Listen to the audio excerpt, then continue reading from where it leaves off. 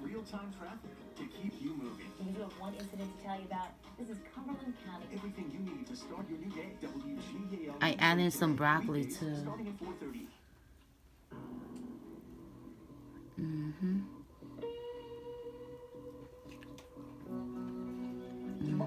Tomorrow, and a decade went by. 11 years after the murder of the young woman they called Lavender Doe, and more than 200 miles from the spot where the body was found, in the town of Killeen, Texas, a man was feverishly at work. Though it wasn't his profession, this work that consumed him. Not yet, at least. I kind of spent a lot of my spare time looking into missing persons cases, really just kind of trying to flesh out the stories of some of these lesser known cases. His name is Kevin Lord. Yeah. He is, well, many things.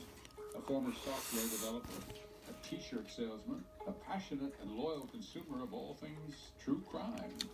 He wasn't an investigator or a law enforcement officer, just someone plagued by that enough for you? unanswered questions. I was looking for Jane Does in the area in Texas that might be a match to one of these missing girls. And that's how he came across hundreds of pages of online forums about a mystery woman nicknamed Lavender Doe. Could she be one of the missing women he was trying to locate? And so Kevin called the Gregg County Sheriff's Department and found himself on the phone with the lead detective on Lavender Doe's Some case, good shrimp. Lieutenant Eddie Hope. I was impressed with Tastes people good. because we live in a world where everything's fast-paced and a lot of people are worried about themselves and not others. And here was evidence that maybe they are interested in others. Yeah. Right? Some other investigator might have blown off a guy like Kevin, just another civilian with an internet connection and a theory.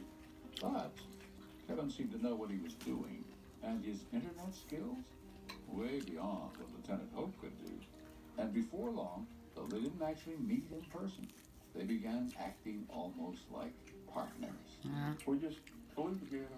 You know, whatever he needed that he couldn't get that I could get law enforcement wise, he would send it to me. To kind of mesh together these bits of information. Yes. And two things happened. One, Kevin realized Lavender Doe was not one of the missing women he'd been looking for. And two, he got hooked on the case of the girl in the lavender shirt. But he kept hitting dead ends. He needed some specialized help. Very specialized.